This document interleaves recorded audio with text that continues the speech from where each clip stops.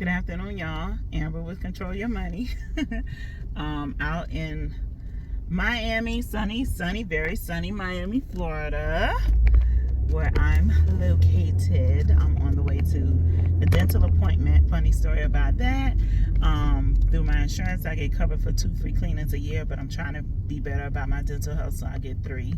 And they called to confirm that I was aware that the cost of my treatment today would be $67. And I'm like, yes, y'all told me that when I made the appointment, But I was also grateful because the way the lady approached the conversation let me know that, I guess that's a challenging conversation sometimes with people, that they're going to have to pay $67, and how will they do that? So I was grateful, even though I gave her a little trouble, because don't aggravate me when I'm on the way to the appointment. Talk when I get there. Y'all talked to me about it before, but anyway, like I said, so that's where I'm pulling up to now. But anyway, I've been trying to get to a video about intention. I had posted "Do Nothing Without Intention," and Solange, Beyonce's sister, but she's a wonderful artist in her own right. But she made a song. Well, she had an album, and one of the interludes, I had listened to it, and at the very end, it said "Do nothing without intention." And I remember that stopped me in my tracks, because it's true. You have to go into life with intention, And I've really been thinking about the word intention for a while, since I got my student loans. I'm supposed to park. Since I got my student loans forgiven. That was really interesting to get my student loans forgiven. I had $42,000 in loans, and was able to get them forgiven through the public student loan forgiveness program that the government has out. And it happened. I fell to my knees, y'all, in praise that God forgave those loans for me. Thank you, Lord. But it really, in the days after that, I was just processing, because that's a huge relief. $42,000 worth of debt is a huge relief. And I know, for many, student loan relief would be a huge benefit.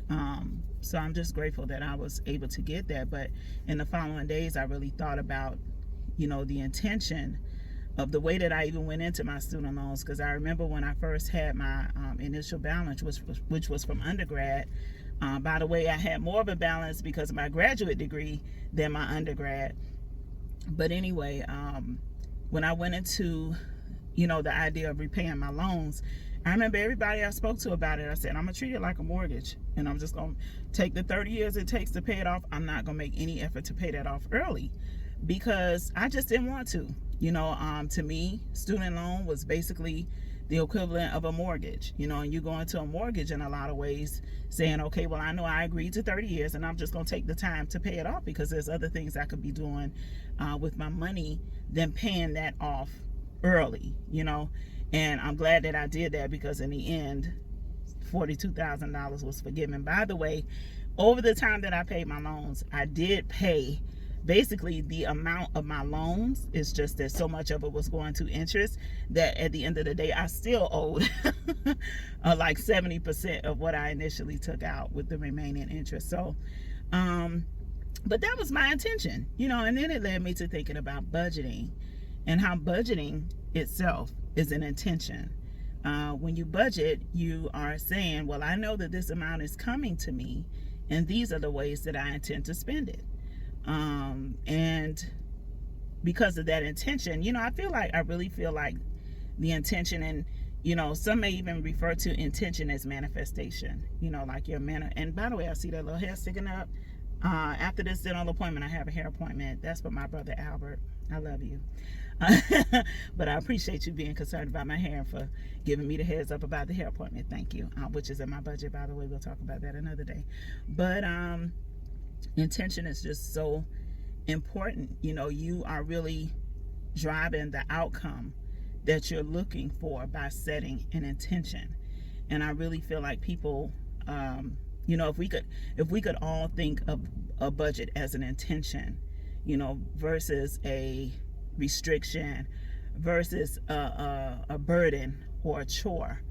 You know, it's just, this is the money that's coming to me, and this is what I intend to do with it. And then what happens is, when you are able to accomplish what you intended, you know, you get a relief, you get a satisfaction. I get it. I don't know, you know, I'm saying you, but I guess I really mean me. But I get a satisfaction that what I intended to do. It's just like if I said I intend to clean my house today.